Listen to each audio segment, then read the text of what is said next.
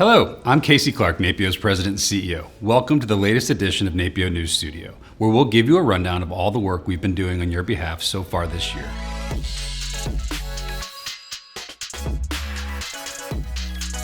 It might be the understatement of the year to say there's a lot going on in Washington these days. Congress continues to push forward on tax reform, with lawmakers evaluating priorities and the associated costs of proposed tax provisions. We've been pounding the pavement and the hallways on Capitol Hill, meeting with dozens of members to ensure our priorities are part of that conversation. We've also launched a campaign to draw attention to one of our biggest priorities, IRS modernization.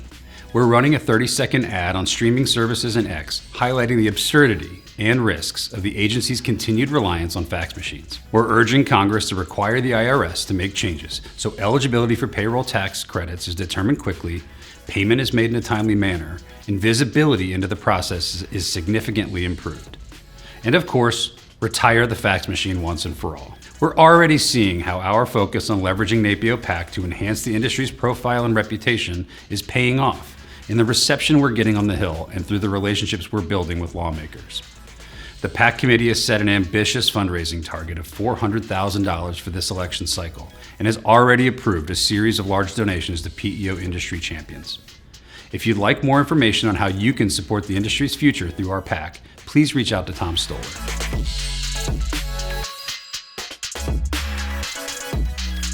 As is always the case at the beginning of the year, things are fast and furious in state capitals.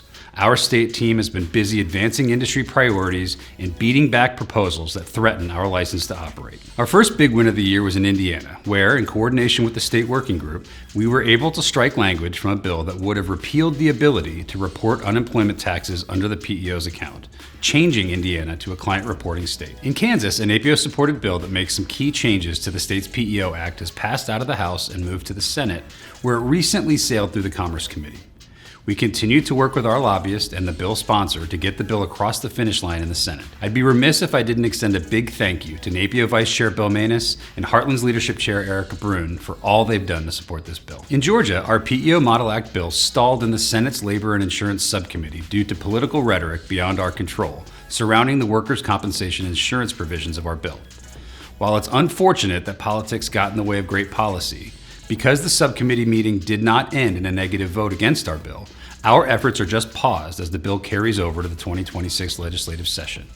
We believe there are still opportunities to get our bill over the finish line next year. After the completion of a Maryland Insurance Administration study last year, a NAPEO-sponsored bill that would allow PEO-sponsored healthcare plans has been introduced. While the study left a lot to be desired, it determined that PEO-sponsored plans would not have a detrimental impact on the small group market, and that Maryland is an outlier by not allowing them. We're working with allies in the Maryland business community to get the bill passed this year. In New Mexico, a bill that would have established a state family and medical leave program failed to pass in the Senate and is effectively dead since the legislative session is now over. We opposed the bill because it failed to clarify that the client is the employer for purposes of paid leave.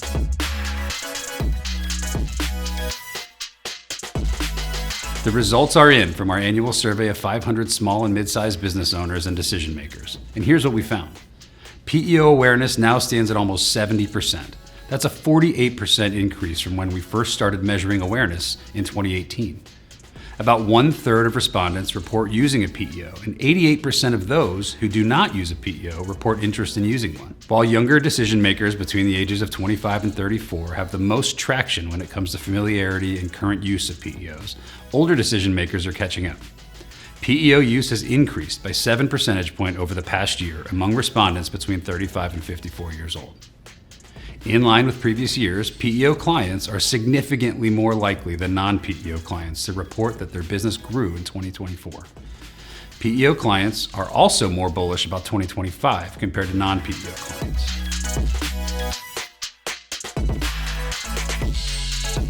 Before I sign off, I want to tell you about two exciting events that are coming up. National PEO Week is May 18 to 24 this year. We hope that all of you will join us in celebrating our great industry and the key role we play in supporting American businesses. To help you do that, we've created a robust toolkit of National PEO Week resources, including videos, fact sheets, logos, and much more. And we've designed some great merch, which I encourage you to check out in the National PEO Week store. That same week, we'll be gathering in Washington for the PEO Capital Summit, NAPEO's legal and legislative conference. This is your chance to help us elevate our industry and advance our priorities on Capitol Hill. Learn about issues impacting your PEO and your clients, and connect with your peers and the industry's top legal minds. Not to mention, we'll be seeing Washington from a new vantage point when we head to the rooftop of the Watergate for dinner, and you'll get to peek into the scandal suite. You can register at napeo.org/capsummit. That's all for this edition of NAPEO News Studio. We'll see you next quarter with more updates.